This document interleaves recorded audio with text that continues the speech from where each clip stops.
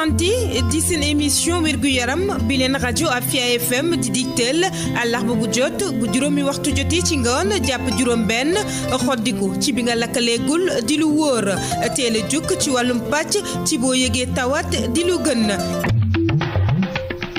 émission bi di meilleure santé pharmacie nationale d'approvisionnement moo leen koy may pharmacie nationale d'approvisionnement di PNA di leen taxawu ci ay garab ci générique muy garab yi nga xam ne garab yi baax la yomb te wóor te ngeen soxla ko fépp fu ngeen nekk te mu jëm ci ñëpp ñu xamal leen ne PNA mu ngi ci région yi nekk ci Sénégal yépp. asalaamaaleykum mbokki auditrices ak auditeur rajo Afia FM ñu ngi leen di jaajëfal ci safoo beeg déglu bi seen rajo Afia di leen dalalaat seen émission bi nga xamante ni moo di meilleure santé ñi si waxtaane lépp loo xamante ni dafa aju ci wàllum wérgu yaram tey jii nag ñu ci ànd ak ñii di waa Maristop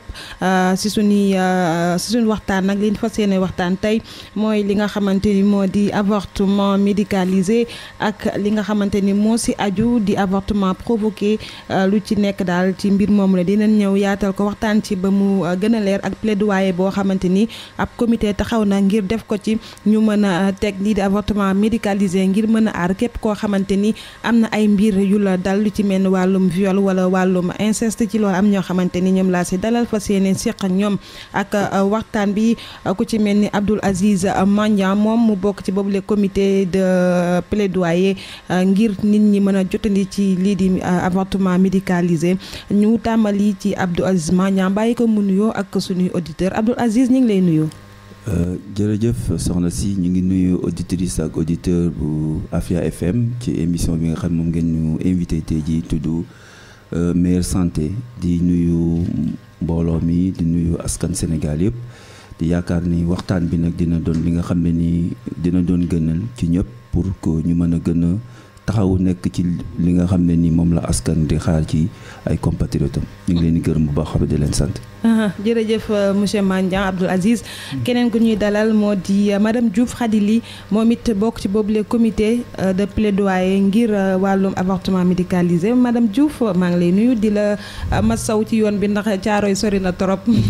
merci maa ngi leen di nuyu les auditeurs et les auditrices de votre radio di ñaan yàlla waxtaan bi ñu ubbi lépp luñ ci wax mu nekk njëriñ ñëpp am ci vraiment benn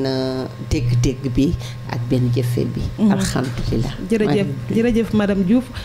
maître Samba Keita. non nekk bu ma maître bon maa ngi nuyu seen i auditeurs ak seen i auditrices di wax ni waxtaan bi dañ fi ñëw rek pour mën a informer d'abord par rapport à l'avortement médicalisé pour wax waa Sénégal. ni wooteew ñu ci lu bon dañoo bëgg kese ci ñoo xam ne da leen violer wala ñu incester leen ñu mën a jot ci avortement boo xam ne yoon moo leen ko may. jërëjëf moom Keita dañuy tàmbali waxtaan bi ak li nga xamante ni moo di wàllum avortement provoqué comme ni ñu koy waxee maanaam avortement boo xamante ni nit ki moo jug sàkkul ko ngir defal ko boppam te amul benn ndogal jëm ci yoon madame Diouf tey bu ñu doon wax avortement provoqué ci nit nan lañ ko mën a expliquer ci mu gën a leer. waaw bu ñuy wax avortement provoqué mooy wut ay jumtukaay pour yàq ëmb ci loo xam ne teguwul ci yoon ni mu ko waxee ci ni nga ko war a defee en santé loolu mooy avortement provoqué ni nga koy defee du loo xam ne jaar na yoon jaar na ci structure sanitaire wala personnel qualifié moo la ko defal loolu mooy avortement provoqué mu am loo xamante ni it monsieur Mandiang avortement provoqué boobu mën na ko indi ci wérgu yaramu nit ki nga xamante ni moo ko def waaw xanaa ñu bàyyi madame Diouf mu continuer rek ci conséquences yi. d'accord ba tey waaw conséquences yi bari na benn bi njëkk mooy hémorragie bi hémorragie xam nga deret moom duñ ko jaay pharmacie kenn mënu ko jënd te denrée rare la te hémorragie bi mooy li njëkk a dal buñ paasee ci hémorragie bi mooy di tuur deret bi xëpp deret loolu mooy hémorragie léegi bu loolu jàllee mën na liñ naan nga jóge fa dootoo am doom ñu ne da nga jaasir stérilité secondaire dootoo mën a am doom. am na tamit liñ naan insuffisance rénale parce que am na foo xam ne foo tollee sa rein yi dootuñu dox mu indi la liñ naan une insuffisance rénale mu mën la jural ay série de dialyse. am na aussi ce qu'on peut dire une septicémie mu indil la ko benn infection généralisée boo xam ne mën na la dem ba leneen jur ci. comme cancer du col de l'utérus bi nga xam ne bon xaw na doy waar. ñaareel ba ñu koy muslu aussi di ñaan yàlla bu mu am mooy li mujj muy dee. parce que ku nàcc lu bari. te amoo deret jiñ la mën a jox boo moytuwul fa ngay des. loolu moo tax nag muy les conséquences yu bari yi nga xam ne avortement provoqué bi mën na ko indi. donc ngir aar ñiy def loolu tey moo tax ngeen taxawal seen comité bi. di comité de plaidoyer pour l'accès à l'avortement médicalisé. effectivement loolu moo tax tey ñu taxawal comité bi pour vraiment tax comité bi li ko tax a jóg du ñuy fow yi du loolu mais li ko tax a jóg mooy tey xale yi jigéen ñi nattu di dal ñu violé la wala tey jii nga ñu def la inceste mooy papa tëdd ak doom nijaay tëdd ak jarbaat mag tëdd ak rakk yooyu noonu nga xam ne mooy inceste ba nga xam ne buñ la ko defee ba nga war na ci lor yoon may ñu war koo mën a dindi parce que boo xamoo ni muy mesurer en terme social loolu moo tax tey comité bi jóg pour le bien-être de ces personnes là. pour le bien-être de ces personnes waa monsieur Mandiang. waaw damay dëggal rek li madame Diouf wax au niveau du comité national de plaidoyer pour l'accès à l'avortement dañuy dem ci ay faits. te kuy wax comité de plaidoyer yaa ngi dem ci lu wóor. luy firndeelu. li ñu njëkk a constaté moom mooy avortement bi dañu nekk Sénégal dafa nekk ci réew mi nga xam ne da ko tere. interdiction moom mooy la règle générale. mais ci biir règle générale boobu ni madame Diouf wax sànq taxul ba ay nit ñi ngi continuer di ko def. donc dañ ko tere nit ñi di ko continuer def nit ñi dem ne Sénégal ci boppam moom moo jël ay engagement bi mu jëlee engagement nee na ci à travers le protocole de Maputo ci article 14. ci article 14 protocole bi day baax ñu koy fàttaleeku suñu auditeurs yi ak auditrices yi. nguuru Sénégal moom moo signé ratifié sans réserve protocole de Maputo ci biir protocole de Maputo ñu ne bépp jigéen bi nga xam ne ni muy tuut tànk wala muy mag ñi siif la wala ñi def la naka sudul ci wàllu en cas d'inceste wala ci wàllu bu fekkee ne wërgu-yaram yaay gi dafa sooxe lool ba mu ci war a faatu na nga fexe ba tegal ay mattukaay yi nga xam ne ni dina tax kooku mu bañ a yeggali ëmbam ci ay giir bu leer nga jox ko ki nga xam ne moom la xam-xamam màcc muy sage-femme wala médecin wala infirmier pour ñu mën ko jox ci anam yi leer nguuru Sénégal moo signé loolu ratifié ko ñu gis ne ni bi mu ratifié loolu comité bi ne comme nguuru Sénégal daal moom moo ki nañu jéem waxtaan ak nguur gi dem nañu gis ay parlementaire gis nañu kilifa yi réew yi waxtaanu ñoom ne la lii de baax na trop nit ñi di ci bay xel parce que li muy gàllankoor moo ëpp donc comité de plaidoyer bi dafa yaatal mbir mi ni muy waxtaani kilifa réew yi ñoo lay waxtaani parlementaire yi di waxtaan ak askan bi donc jamono ñuy wax yow ñun comité bi ñu ngi def ay sensibilisation au niveau des populations parce que population yi ñoom ñooy victime yi ñoom la suñu njaboot yi di am jafe-jafe ci wàllu inceste ci wàllu viol ak yeneen xeeti agression sexuelle yi donc ñu ne baax na ci genre plateau yi ni ñi koy leeral askan gi donc li ñu tax a jóg du dara lu dul engagement boobu Sénégal jël ci wàllu agression sexuelle en cas d'inceste wala quand la vie de la maman est en danger na ko fexe au moins mu encadré ko te loolu yoon rek moo ko mën mais kii di prestataire wala muy wax kër docteur mënu ko bu fekkee ne siif nañu wala def nañu naka su doonu benn xale mu ñëw fa dina ko bàyyi ëmbam ndax aajowul tey ji Sénégal ñun fu ñu toll ni ñu jox kaddu ñooñu nga xam ne ay victimes lañu ñi bay xel ci ñooñu parce que man mii ñi sàkku moo jël ci ëmb bi nga xam ne du sama coobare bopp ba aajoo na nii vraiment ñi laaj victime yooyu ñun loolooy suñu préoccupation. donc du li nga xam ne rek dafay tax ni dañuy wax nit ñi dem leen def naka su dul noonu déedéet parce que déjà au niveau national ci wàllu santé ak bien-être il y a d'autres programmes de prévention. loolu nous sommes tout à fait d'accord et en phase avec les autorités que toutes les préventions wala tous les moyens de prévention que nañu continuer di ko sensibiliser nit ñi jot nañu jox information yi aux populations surtout aux concernés mais ñi nga xam ne ni malgré information yooyu malgré l'accès à la planification familiale ak autres ñi ngi continuer di siif di sàkku ñooñu vraiment lan la ci nguur mën a wax lan la ci ban xalaat la ci askan gi am parce que tey ji neexul yow nga yeewu c'est la presse wax ne ni violé nañu kii wala ki agression sexuelle kooku jël ci ëmb ñi bëgg a ñëpp n'est-ce pas bëgg ko bay ci situation bi nga xam ne nii dafay nekk en désastre wala mu nekk ci situation de désespoir donc voilà un tout petit peu ñun li ñu xam ne nii moom la ñu bëgg te ñi koy waxtaanee donc pour ñun moment bi tam occasion la ñu ciy wax ak nit ñi pour nit ñi gën leen sensibiliser gën a attirer l'attention de l'opinion par rapport à cela. jërëjëf Magnan sànq wax nga ni di ngeen dem auprès des concernés par exemple bu ñu dee wax tey concernés yi mën nañ ni inceste ak viol tey bu ñu koy wax xale yi maanaam les jeunes. ñoom lay gën a touché donc plaidoyer boobu da ngeen di dem auprès des jeunes comme c'est Samba Keita mën naa ne moom moo fi représenté jeunes yi parce que moom moo fi jeune comme on dit Samba tey yéen seen plaidoyer wala communication bi ngeen di def au niveau des jeunes comment vous faites pour faire passer le message pour que jeunes yi aussi mën a xam nan la ñuy accéder à l'avortement médicalisé. Merci pour question bi nous en tant que jeunes lu ñuy def mooy utiliser réseaux sociaux yi. parce que tey kenn naa tablewul doole bu réseaux sociaux yi am te ku wax réseaux sociaux wax les jeunes yi foofu mooy seen lieu de rencontre. moo tax ñun dans le cadre du comité dañoo am benn sous-comité mun nañ ko wooyee noonu yoo xam ay jeunes rek ñoo ko composé. et ces jeunes là se réunissent de manière périodique di organiser ay séances de tweet-up. ay séances de tweet-up benn genre dajaloo la. pour yónnee ay message ci internet bi. ci Twitter bi surtout. lancer ay message autorités yi pour ñu bañ a fàtte engagement yi ñu jël par rapport aux jeunes. mais également sensibiliser suñu pères jeunes ci conséquences non seulement avortement clandestin mais également les appeler à mieux s'imprégner de leurs droits.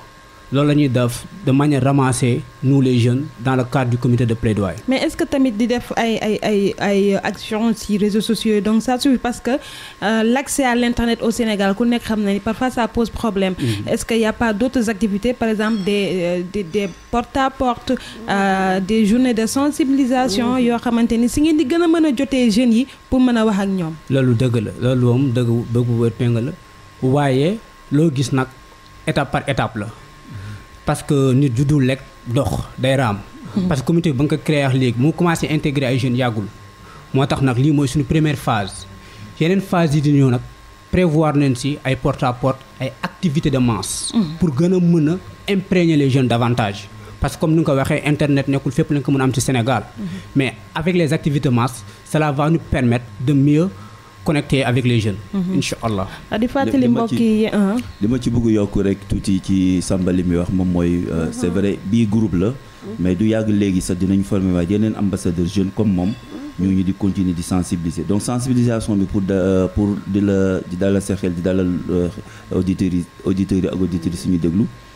ñi ngi ci parce que boo xoolee dans pratiquement ci région yu bëri. ñu ngi ci former ay pères éducateurs. ñu ngi ci former ay bajjen gox pour ñuy waxtaanee nit ñi parce que dañuy am souvent habitude di ko wax ci au niveau du comité nee nañu c'est un problème de société te bu problème de société amee da ngay delluwaat kàddu gi askan gi. def sensibilisation nekk ci sensibilisation moom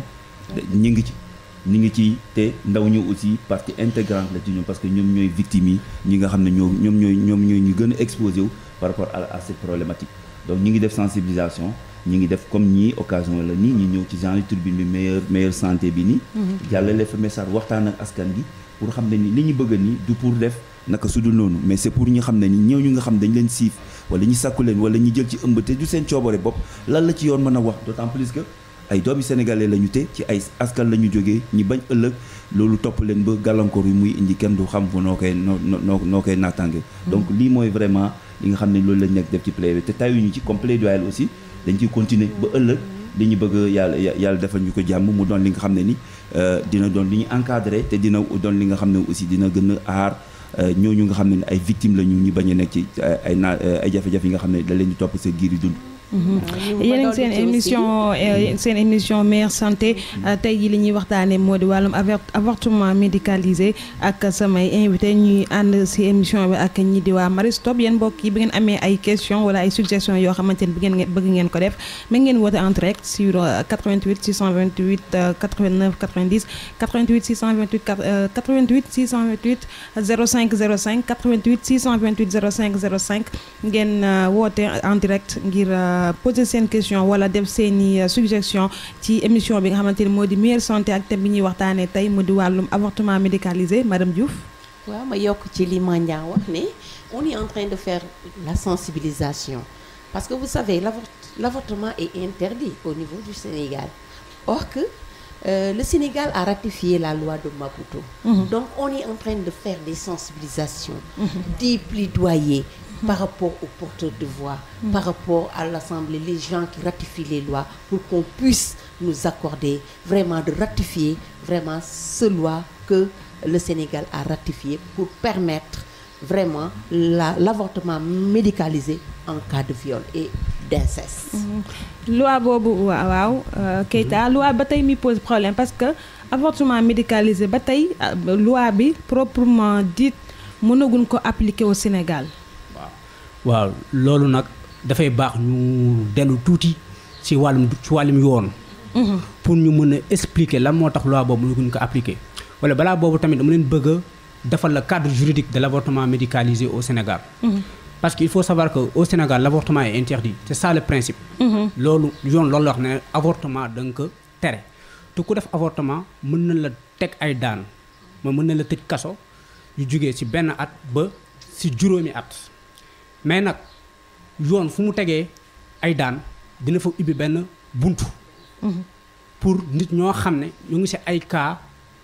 yu jar a prendre en compte.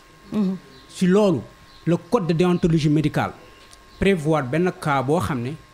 jigéen su nekkee mën na avorter te benn daan du ko ci fekk. mooy su dee ku jigéen ki grossesse bi mooy ëmb bi dafa mën a dem ba jël bakkanam. su dee nekk ci cas boobu yoon mee na ku jigéen kooku noonu mu dem def avortement mais conditions yu yoon teg mooy ay conditions yoo xam ce sont des conditions qui sont très contraignantes. léegi nag par rapport au protocole de Maputo ni dañ ko jàppee comme benn bouée de sauvetage. Pourquoi c'est un bouée de sauvetage? Parce que tey jii nous ne sommes pas sans savoir que violence sexuelle yi dafa am ay proportions yoo xam ne dafa jéggi dayoo. ñëpp xam nañ ko. te am na ay chiffres ma bëggoon partager ak yéen yoo xam ne ay chiffres sur les violences sexuelles la. parce que chiffres yooyu ñu ngi jóge ci boutique de droit AGS yi. ñu ngi am cas de viol pour l'année 2019 cas de violence sexuelle 9245 cas de violence sexuelle. Et dans ces 9245 cas de violence sexuelle. nous avons. Keita doguma la ñu jël d'abord ki nekk ci ligne bi rajo Afia allo. allo oui. maa nga def soxna si. sëñ soxna si maa ngi ci jàmm bu baax noo tudd ndax fay wootee. maa ngi wootee Grand Yoff. Grand Yoff. tur bi. waaw dama bëggoon wax ci avortement boobu ngeen di wax. d'accord ñu ngi lay déglu. waaw avortement médicalisé boobu moom kañ la ci yoon di jël ay ndogal parce que daal bañ koy wax ba léegi waxuñu ci dara lu leer. dañuy wax avortement médicalisé rek mais ñun bëgg nañu xam kañ lañ koy leeral. parce que léeg-léeg nit sàkku jarbaatam wala dara bu juree grossesse ñu ne yoon may na ko mu dindi ko. wala bu dee doomam wala yooyu war nañ ñu wax daal vraiment kañ lañ ciy jël ay matuwaay yoo xam ni parce que dañuy ragal vraiment du mujj fenn.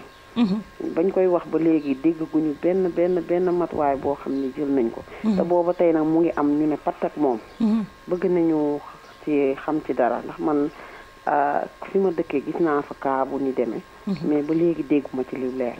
moo tax bi ma jàppee léegi Afia dégg ko rek ma ni naa profité dugg ci balaa ngeen ni fay jóge ngeen leeral ma kañ la avortement médicalisé. am na solo soxna si ñu koy jaajëfal moom moomu di wootee depuis Grand Yoff mooy li Keita procès 5 loi bi mi ngi fii mais application bi ça pose problème il y a des contraintes et dame bi pose question bi mu posé mooy fan la contrainte yi situé wu quand est-ce que la ñuy résoudre yooyu le problème. là peut-être balaa ñuy ñëw sax ci aspect purement juridique aspect yoon. mooy ñuy wax ne ni plaidoyer la ñu nekk. te plaidoyer ñëpp xam nañ ni dafay jël tout le temps nécessaire parce que ki am dogal il faudrait que mu ñu mën ko jox élément yëpp. nel ndaw si nag plaidoyer la amagul parce que amagul fenn fu nguuru Sénégal jël dogal. ne dinaa ko appliquer tey wala suba. donc ñun bu ñu comprendre situation bi ni situation bu dramatique la nga jël ko ci cas violence yooyu muy wax sax ci boppam. ñi ne nguuru Sénégal comme yooyu yaa ñu jiite yaay suñu kilifa yaay lépp engagement yi nga xam ne jëloon nga ko fexeel na nga bàyyi xel ñi nga xam ne dañ leen siif wala dañuy am agression sexuelle mais jamono ji ñu wax ni comme ni ko Samba waxee sànq interdiction la ñu nekk plaidoyer bi nag moom mooy liggéey bi nga xam ne moom la ñuy def sensibiliser ki nga xam ne moo am dogal pour que mu fexe ba. mu méngaloo engagement mi ak texte yi nga xam ne ni moom mooy interdire cas de violence cas d'avortement yi ci biir réew mi. yéen sensibilisation bi yéen a ngi naan vous le faites au niveau de la population mais tamit au niveau de l'État. nan ngeen di agir ci ñoom ngir ñu sentir yéen seen plaidoyer ba loi boobu tey ñu appliquer ko. waaw sànq ñu ngi lay junj ne la bi ñu commencé suñu activité au niveau du comité de plaidoyer yemuñu ci rek ci biir population bi. kilifa yi xam nga kuy def plaidoyer aussi da ngay yor sa ay feem peut-être que mënuñu wax feem yëpp ci biir rajo bi fii. waaw mais ñu ngi daje kilifa yi pour waxtaan ne leen lii de jafe-jafe la te comme yooyaa ñu uuf bootee ñu njabootee ñu du moins ngay wax ci wàllu bien-être na nga bay xel ci ñi nga xam ne nii cas d'agression yi sexuelle yi surtout si la ñuy jël ëmb. te comme yow jëloon nga engagement ci protocole de Maputo dañuy bëgg protocole boobu nga méngale ko ak sa texte yi nga xam ne ñoom ñooy daan avortement. complète sans exception donc sànq Samba mu ngi lay wax sax ci cas exception yi la ñu parce que ñun li ñu bëgg ci wàllu avortement médicalisé mooy ñi nga xam ne lañu ñoo nekk ci jafe-jafe boobu ci wàllu inceste wàllu cas d'agression sexuelle wala bu médecin xoolee wala prestataire xoolee ni kii bu continuer ëmb bi dina ci ñàkk bakkenam donc ñooñu la ñu wax ni te loolu Sénégal ci wàllu yoon jël na engagement li muy def rek moom mooy te loolu lañ koy ñaax moo tax plaidoyer bi xaw a jël temps pour que mu méngaloo ko ak texte yi nga xam ne ni moom mooy garantir moom moo war a assurer moom moo ci wàllu exception bi waaw loolu nag plaidoyer la nag ñuy wax nit ñi ne bon buñ ko commencé au début xaw na métti ñu bëri xamuñoon fu ñu doon jëm léegi la ñu dëkkaloo ñu sax fu ñu dëkkul wala ñu wax la nga xam mais tey ji xam nañu ni nécessité la rien que ci wàllu violence sexuelle yi rek nguur Sénégal war na ci mën a gën a xoolaat boppam parce que moom mii mu ngi naan mu ngi dund benn réalité bi nga xam ne goxam la ñu ngi gis ku ñu siif mu jël ci ëmb donc problème yooyu moo ñu tax a jóg Samba yaa ngi ñëwoon ci statistique yi. waaw mu chiffre yi ma rappelé waat ko rek mooy 9245 cas de violence sexuelle yi si biir 9245 yooyu ñu ngi am 1206 cas de viol. pour te montrer l'ampleur des dégâts. donc suñu gisee chiffres yi nii gis législation nationale lu mel donc il doit se poser des questions. parce que Sénégal am na ay juristes. et ku wax juriste wax légalité et ku wax légalité wax constitution parce que soo xoolee suñu biir constitution dafa am article 98 article 98 boobu dafa ne Sénégal convention internationale yu mu ratifié yëpp dañoo am doole ci kaw loi interne mi te convention protocole de Maputo c'est une convention ce qui veut dire que protocole de Maputo moo nekk ci kaw loi Sénégal bi réprimer l'avortement looloo waral plaidoyer bi dañoo bëgg a tey Sénégal harmoniser son code pénal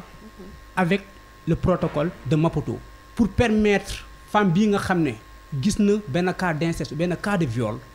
mu mën a recourir à l'avortement mais je tenais à préciser que l'avortement c'est un choix il n'est pas dit que jigéen bu ñu violé wala jigéen bu subir inceste ipso facto par la force dafa war a dem avorter non non. dañ ko bëgg a jox le choix. parce que depuis lors amuñu le choix parce que depuis lors les victimes dafa mel ni ñoom dañuy subir une double violence. violence. est-ce que aussi c'est pas les contraintes socio-culturelles parce que tamit tey jigéen bu wannu lor faat ko dindi ko du moins religion am na loo xamante ni daf ko wax dañuy jàpp ni dañoo faat bakkan même si bu dee religion am na fu mu appale ni bu fa yemee si lay doog a nekk bakkan boo ko dindee lay nekk bàkkaar. Est-ce que du contrainte socioculturelle yooyu aussi mooy tànc ñu bari ba duñu mën a def lii di avortement. waaw xam nga moo tax sànq ma lay wax ne la problème de société la ñun méngooluñu rek au niveau du comité de plaidoyer waxtaan bi rek suñu biir wala ci kilifa yi wala ci ndaw ñi. dañuy delluwaat ci kilifa diine yi delluwaat ci biir askan yi parce que askan boobu moom mooy souffrir problème boobu. moo tax ay question de valeur la. donc ñun suñu ay stratégie de plaidoyer dañuy waxtaan ci wàllu clarification des valeurs. pour gën a yee nit ñi par rapport ak conception bu ñu am sax ci jigéen ak ci violence yi. parce que dañuy nekk ci gox bi nga réew mi nga xam ne aussi li ñuy toléré ci violence ci jigéen ñi dafa jéggi dayoo. da ngay def dara ñu ne non xale bu jigéen bi moo ko ut parce que moo sol lu sexy wala moo def lii. donc suñu société dafa xaw a tuuti soxor ci wàllu jigéen et cetera peut-être bu ñu ma déggee dinañ xanaa féministe la wala demee du ñu am tuuti regard ci cër bi ñu war a delloowaat jigéen ba de telle sorte que sax même ki nga xam dañ ko violé dañ ko naan boo toogoon sa kër sax lii du la dal yow yaa ko demoon donc. dem nañu sa ba après société boobu nag ñun tam yemuñu dañuy jéem waxtaan parce que suñu société aussi da ngay xool ci sa stratégie plaidoyer nan la tëddoo nan la bindoo pour nga booy def plaidoyer yi nga mën ko jël en compte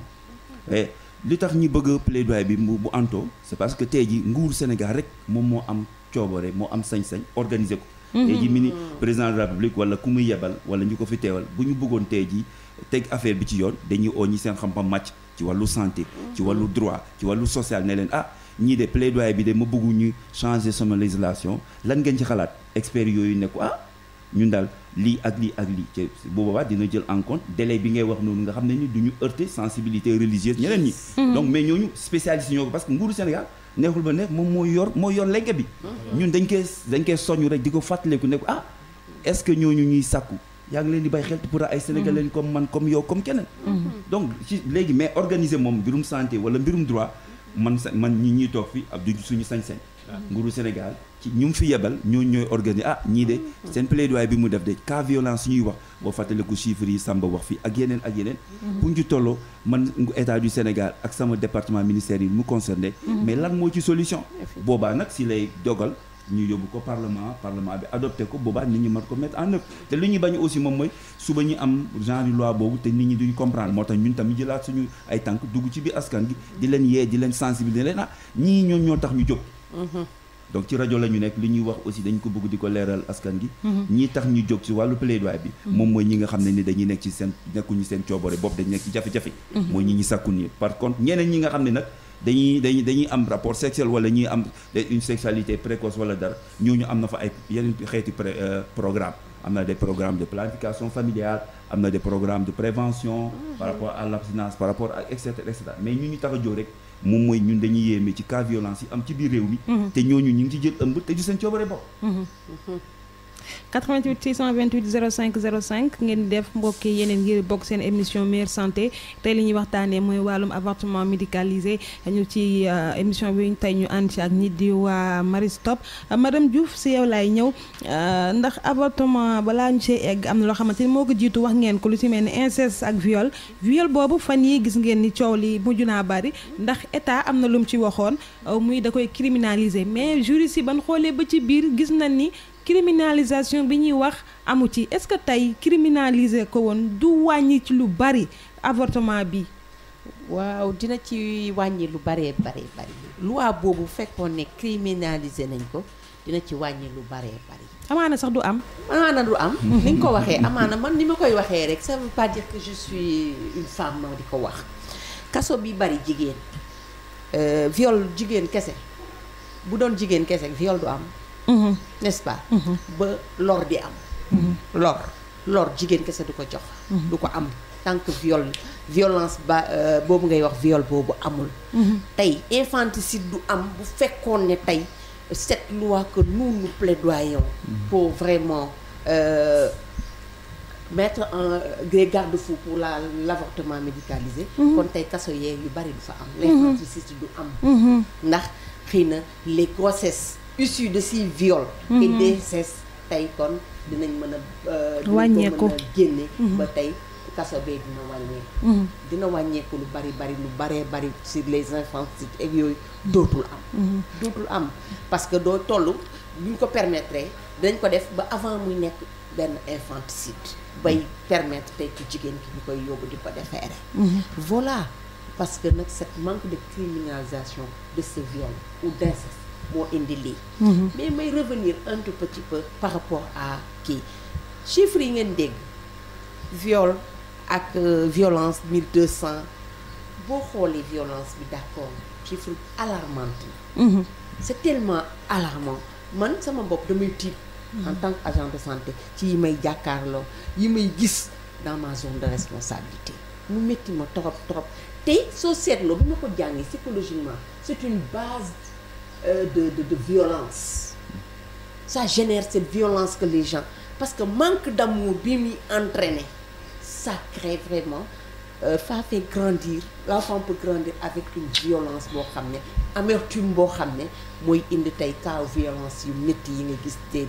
ay rey yu doy waar. Vraiment vivre l'inceste nga jur sa doom doo am benn amour ci moom tu nga laisser ko à lui parce que honte la ci yow mbedd mi récupérer ko mais ça crée des violences. te violence boobu moom la ñuy dund daf ko yokk daf cee yokk xorom la ci violence actuellement bi nga xam ne moo ndax bari na tey am na xale yoo xamante ni boo nee leen kat mooy sa yaay xam nañ ko mais seen papa duñ ko xam parce que seen yaay du mës a osé ni que kii nii sama papa mooy sa papa wala sama mag mooy sa papa wala sama rakk mooy sa papa. waaw mais boobaa da ngay yow yaakaar naa ne sax yow yaa ngi ci biir plaidoyer bi yow parce que lii la ñu bëgg au moins sénégalais comprendre ñu comprendre ni dañuy nekk ci benn société bi nga xam ne ni parmi ñun dafa am ñi nga xam ne ni c'est comme si amuñu droit c'est comme si amuñu bien-être wala du aspirer ñu sa au bien-être. Imaginez tey jii conséquences psychologiques ak traumatisme muy créé ci xale boobu nga xam ne ni dañ ko siif mu ne leen du am sañ-sañ te loolu dañuy dellu si waat ci wàllu éducation delluwaat xale yar leen ci jikko muy góor di jigéen donc yooyu dafa baax am na moom ñi ngi ci xam nga bu ñu waxee nii rek nit ñi dañuy peut-être dëkkaloon nit ñi ne xanaa mbaadu dafa am ñu nekk seen ginnaaw wala dara mais nit ñi dund la au quotidien suñu liggéey tey ji nga nekk sa bureau wala sa salle de consultation wala sa boutique de droit nga recevoir ay victimes mais après yow da ngay traumatisé da nga naan ban réew laa nekk te pourtant réew de valeur lañu réew de référence lañu ci anam yu bëri ci wàllu diine ci wàllu aada ay références yu extraordinaire lañ ci am donc bu ñu amee réew moomu ñi ci gis li nga xam ne dafay gàllankoor di noot ay une partie population surtout les plus vulnérables ñi ne nañu jëkk nañu profité ci médias yi profité bëpp turbine bi nga xam ne am nañ ko ñi rappel bi moom mooy nañu ñun daal dañuy ne ci réew mi nga xam ne ni violence yi dafay jéggi dayoo te ci biir violence yi bu ci yemoon sax ay nga def dara nit ki mais ñooñu di jël ëmb nga ne leen non doo ko fi génnee parce que yoon da ko tere wala parce que man askan bi laa bokk alors que yow ànd na moo préparé wuloo sax pour bañ a yegg ci situation de violence yooyu kooku def ko nga ne da nga ko def te yoon da ko tere kaso laa lay yóbbu donc situation baa ngi nii bu alarmante situation bu dramatique mu ngi bi nga xam ne ni comité de plaidoyer dafa naa ci yee sénégalais junj ci ñaax tamit kilifa yi comme ñu moo ci am dogal nañu fexe bu organiser bu ñu amee cas yooyu d'accord nañu ak kilifa yi ne bëgguñu avortement tout azimut mais pour ñooñu nga xam ne ni dañ leen nekk ci situation dramatique yi waay ngir yàlla na kilifa yi jël organiser leen ñu jël leen en charge comme tous les autres sénégalais qui sont victimes te lu may dolli si waxu tonton Mandiang bi mooy état sénégalais des fois daf lay jaaxal parce que si biir protocole de Maputo soo demee si article 4 dafa ne état sénégalais dafa am benn obligation envers les victimes de violence sexuelle dafa leen war a prendre en charge yow obligation boobu respecté woo tu te permets en tant que état sénégalais de condamner ces personnes là loolu mooy problème bi parce que am na benn obligation bu posé wu sa kaw dafoo ko mais victime bi lu gën a ndaw lu nga ko mën a permettre mooy nga jox ko choix mu disposer de son corps comme elle l'attend tu ne lui permets pas donc soo xoolee situation yëpp donc cela mérite comité de plaidoyer bi continuer di sensibiliser mais également di convaincre pour incha allah ñu mën a am loi boobu noonu dans les plus brefs délais. Madame Diouf. Il y a des pays islamiques yoo xam ne ñoom ak Sénégal àndoon ratifier la loi de Maputo et qui applique l'avortement médicalisé. Pourtant la Tunisie pourtant islam moo fa am. waaw. C'est des pays islamo. Il applique l'avortement médicalisé en cas de viol et d'inceste. te ñun tey fii en grande partie booy xool. suñu diine quand même. moom moo booy xool moom moo téye ci lu bari tamit loi bi parce que coow li bari na ci. imaam yi wax nañ ci. non c'est parce que aussi ci waxtaan bi. tey lii occasion la sax ñiy leeral nit ñi. léegi boo soulever yeneen débat lu mel ni comme avortement médical dinaa la ñii de. yëfi seetaane la wala dañuy yàq diine mais ndax du diine moo njëkk a bañ lépp luy inceste ndax du diine moo njëkk a bañ lépp luy viol léegi nag ñun ñi tax a jóg la fa leer mooy ñooñu nga xam ne ni dañ leen siif dañ leen violer wala ñu nekk situation d'inceste donc loolu on est en phase avec les religions on est en phase li ñu d'accord ak religion aussi moom mooy waxuñu ku mu neex rek nga xëy rek génnee ko mukk donc loolu on est en phase avec les religions yi nee nañu amul yàq ëmb amul dara loolu la ñu wax ñun nee nañu pour les cas d'inceste et de viol te loolu d'accord na religion aussi d'accord nañu ak ñun ne cas d'inceste ak cas de viol baaxul l'islam mais kii ñuy violer mu jël ci ëmb kooku ndax l'islam dina doon kooku voilà autant de questions ku juddu ci viol est-ce que loolu l'islam ne la permet nga doon donc li Keita di wax rek kooku nekk situation boobu ñu jox ko possibilité mu mën a tànn man dañ ma siif du sama coobare bopp ñu ne forcé il faut yoon nee na il faut ma garder ma garder ëmb bi parce que dañ ma siif moom da ko tere te man dañ ma siif dañ ma tooñ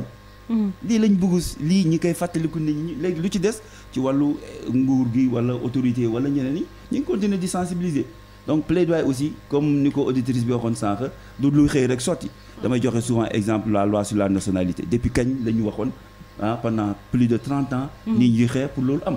peut-être que ñun ñi fi wax sax ëllëg buy loi bi di nguuru Sénégal taxawal loi bi par rapport à l'avortement médical peut-être que du ñu fi fekk mais nañu xam ne au moins am na débat de fond bi nga xam ne soulevé nañ ko pour attirer l'opinion publique sénégalaise pour toute catégorie confondue parce que problème bi la fépp ku la ne mosoo jànkonte jafe-jafe cas de violence yi nii wala inceste yi ci gox bi nga nekk wala ci fi nga nekk amul donc c'est un problème de société il faut le poser pour que les gens puissent apporter une solution donc vraiment lii lii lañ bëggoon di ko fàttaliku nit ñi kilifa yi aussi ñu ngi ci sensibilisation bi am na nga xam ne peut-être mënuñu ko fi wax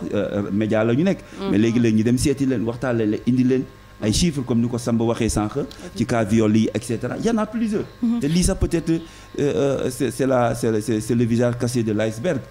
vraiment mais au fait li yéen la presse ñaata bés bu yàlla sax ngeen wax ay cas mais par rapport ak la presse boobu sax Magna par rapport ak traitement bi nga xamante ni moom la ñuy def ci inceste yi ak viol yi on peut dire que ni les journalistes ils se limitent seulement au factuel xale bi violé nañ ko pare na xale bi inceste lañ ko def pare nañ si en fait journalistes yi duñu dem au fond du dossier ba nga xamante ni mën nañ génnee mbóot yi ba teg ko sur la table autorité mën a taper sur la table xam ni kat lii il est temps ñu wax si mais ne pas se limiter seulement au factuel est-ce que plaidoyer bi aussi au niveau des médias laajul tamit ngeen approcher leen waxtaan ak ñoom ñu xam nan la ñuy traiter des questions liées au viol wala à l'inceste waaw am na lu ñu jotoon commencé je pense que parmi ci biir comité de plaidoyer bi y a plusieurs personnes ressources parce que comité de plaidoyer bi aussi peut-être que bi ñuy doog a tàmbalee waxtaan bi rappelé wuñu ko auditeurs yi ak auditrices yi c'est à peu près une vingtaine d'associations am na fa ay médecins am na fa ay psychologues am na fa ay sociologues am na fa ay juristes am na fa ay journalistes donc yow dañuy utiliser personnes ressources yooyu ci biir comité de plaidoyer pour ñu dem parce que yàggul sax yéen ñun ak yéen am ren ji def nañu benn séance de renforcement de capacité ci wàllu violence yi donc yooyu la ñuy profité di leen renforcer di leen rappeler ne effectivement c'est des problèmes yi existent mais voilà les informations clés liées aux violences sexuelles sur lesquelles journaliste ba ko war a jël en compte dans le traitement de l'information à ce niveau ñu ngi ci peut-être que le mal est assez profond problème yi dafa yaatu ba da ngay mel ni on travaille pas grosso modo ci wàllu plaidoyer bi bàyyi ñu benn segment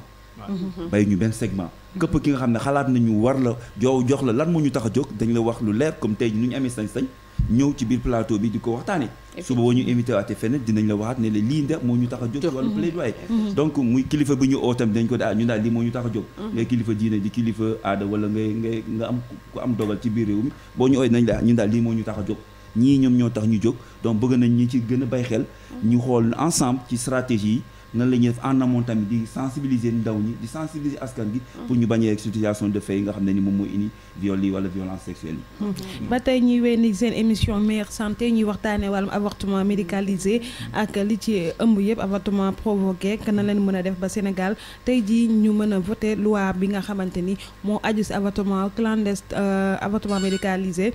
ba tey am ku nekk ci ligne bi ñu jël ko doogay continuer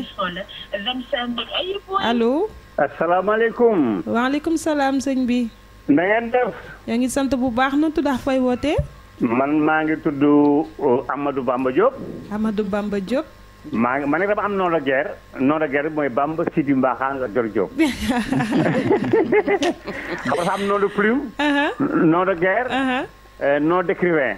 d'accord waaw Bamba Diop dëkk fii si Yoff wax dëgg yàlla. Yoff jërëjëf Bamba ci woote bi. tey ñuy waxtaane wàllum avortement médicalisé. yow bu ñu la waxee avortement médicalisé tey sa réaction bu njëkk la lay doon. waaw avortement yi dafa bari Sénégal. réew mi ma xam. dem na sax bay lor ay nit. donc médicalisé mooy avortement clandestin du dëgg. alors médicalisé bi nag médecin bi le médecin traitant la sage-femme moom mooy xool. ba yaakaar ne war nañ la defal avortement ndax am nga gàllankoor. maanaam grossesse bi boo ko porté jusqu'à terme mën na la gaañ. alors ñoom ñu jël décision sur le plan médical. mais que la loi autorise c'est important aussi. loi bi dafa autoriser avortement clandestin. su ko defee nag ñoom ñu xool la daal ne kii kat bu porté grossesse bi fii ak ñaari weer ñetti weer wala ñeenti weer. mën naa lor bakkanam. wala bu loru bakkanam tamit boo si ne mën na am ay conséquences yoo xam ne daf koy def geneen wàllu nit wala carte nit. xam nga loolu baaxul. donc par rapport ak loi bi nga xamante ni tey plaidoyer bu waa comité bi loolu la ngir ñu xool nan la ñuy adopté loi bi ba Sénégal ñu mën ko appliquer. waaw loi bi defe naa attention loi bi est-ce que promulgué bu ñu ko ba pare. Pas encore. Ah, pas encore. Donc, je crois que le Sénégal, dans toute son entité, madame Sénégal, il y a cette bopp. Les médicaux, il y a des santé, les populations, il y a des ak kilifa yi les chefs religieux, les sous-coutumiers, il y a des ñëpp kuréel bu am Sénégal rek. du cas comme bi ñuy def code de la famille yaa ngi koy fàttaliku. en 71 ñëpp daje woon marabu yi. population yi yëpp ñoo dagee pour xool ko gëstu ko xool ndax Sénégal mën nañu ko appliqué wata ko yóbbu ko assemblée nationale yaa ko yóbbu le président de l'Afrique promulgué ko ñu def ko au journal officiel mu nekk nag une loi boo xam ne dafay probante ce qu'on appelle une loi probante en droit. d'accord ñu koy jaajëfal moom sëñ bi Bamba Diop.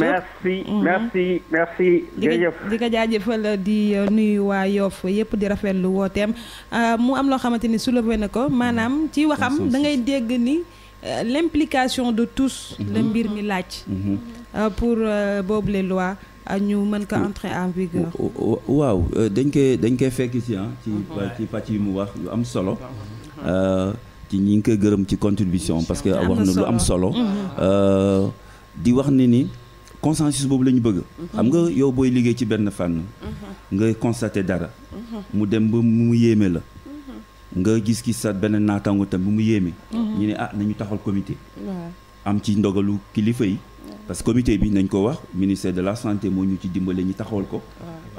mu ànd ci ay médecins ay sages-femmes ay infirmiers et cetera. ak yeneen catégorie de socio-professionnels ci biir réew mi. alors bu ñu defee loolu ñu constaté ñi ci avancé dem nañu seeti ay kilifa diine yi. dem nañu seeti journalistes yi dem nañu donc li muy wax ni aspect consensus bi ba léegi ñu ngi ci. te képp ki nga xam ne nii bëgg nañu nga fekk si ñu waxtaan na yoo gën la leeral ñu jàpp parce que li ñu suñu benn naataango doon wax rek. li ñu bëgg ni pour askan gi la mais il faudrait que askan gi tamit comprendre ko moo tax nag sensibilisation du doy donc ñu ngi koy gërëm bu baax a baax ci contribution am muy fàttaliku nit ñi ne rek loi bi pour mu doon loi bu probante comme moom nu mu ko waxee il faudrait que mu am benn consensus dem na sax ba muy joxee exemple le code de la famille bu 73 ba léegi donc aajoo na tamit buñ ci tolloo nguur nga xam ne moom moo am sañ-sañ oo ñëpp autour de la table moo oo ci ñëpp ne leen ñii de comité bi de lii lañ ma indil comme situation bi nga xam ne ni bëgg naa yéen sénégalais yi te ngeen jógee ci yeneen pàcc yi ngeen waxtaan ci ñu trouver ci solution laata ñu koy jox député yi ñoom ñu mën ci indi seen touche ba avant ñu koy adopté donc idée consensus vraiment ñu ngi koy rafetlu tey ji ci profité la tam ci tribune bi nii pour lancer waat appel aux autres parce que problème de société du problème comité bi effectivement waaw problème askan gi la donc nañ ko waxtaanee tey ji si on n'est pas victime, on est affecté. Voilà. Directement ou indirectement. On est presque à la fin de l'émission. Madame Diouf ñu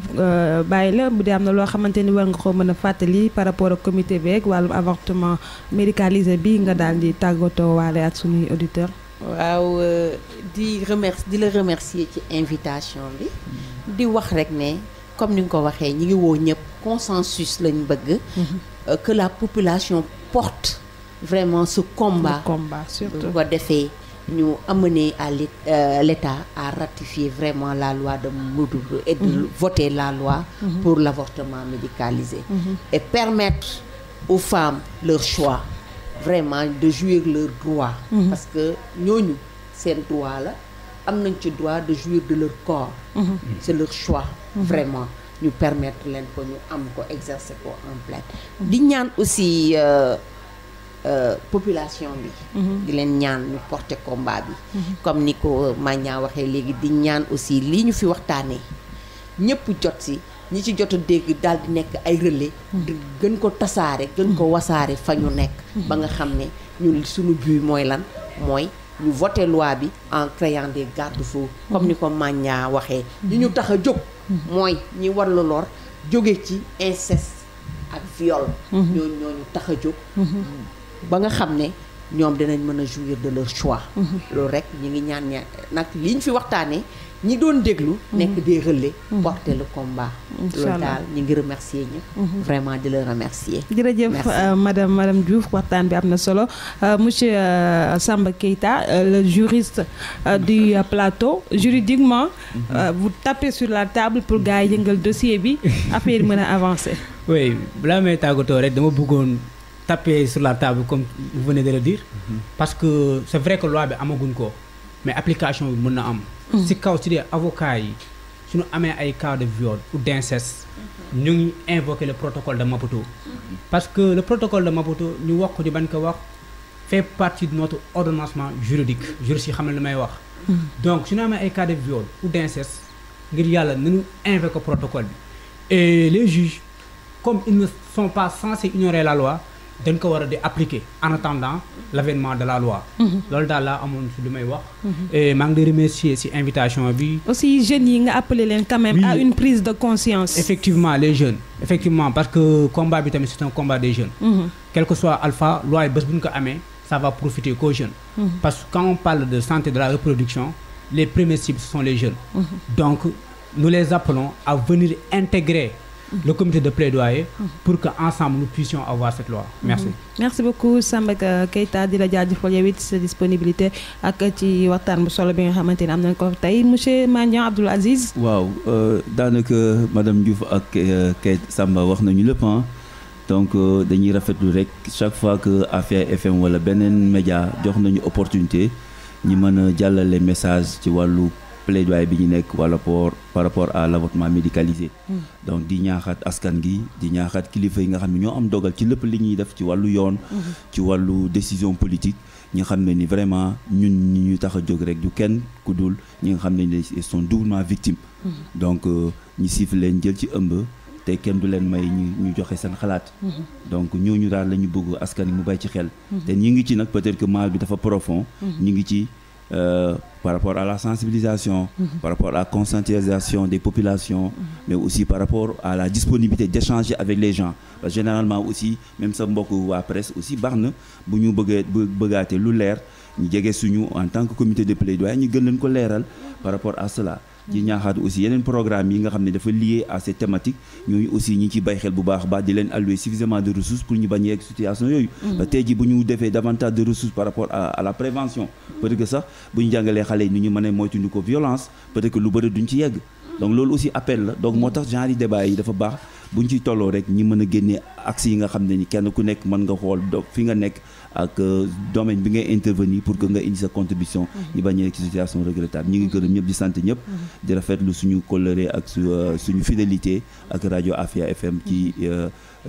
émission yi nga xam ne émission yu am solo la yi nga xam ne ni askan ñu ngi koy déglu ñu ngi leen jërëjëf bu baax a baax jërëjëf di ko jaajëfal moom it monsieur Abdoul Aziz Mandiang di jaajëfal yéen mbokk auditeurs yi nga xamante ni yéen a toogoon di teewlu seen rajo Afia FM seen émission bi di meilleure santé tey déglu ngeen waxtaan bi fi amaloon wàllum avortement médicalisé lañ fi wax waxtaan bi dégg ngeen ko yaatu na am na solo ak ñi nga xamante ni seen xel dafa màcc jëm ci boobu la wàllu tey ma daloo la ñu si doon waxtaan kon mu mel ni fii dañuy yëkkatee jotaay bi di leen jox rendez-vous mercredi prochain incha allah ak beneen émission meilleure santé pharmacie nationale d'approvisionnement moo leen koy may pharmacie nationale d'approvisionnement di PNA di leen taxawu ci ay garab ci générique muy garab yi nga xam ne garab yu baax la yomb te wóor te ngeen soxla ko fépp fu ngeen nekk te mu jëm ci ñëpp ñu xamal leen ne PNA mu ngi ci région yi nekk ci Sénégal yépp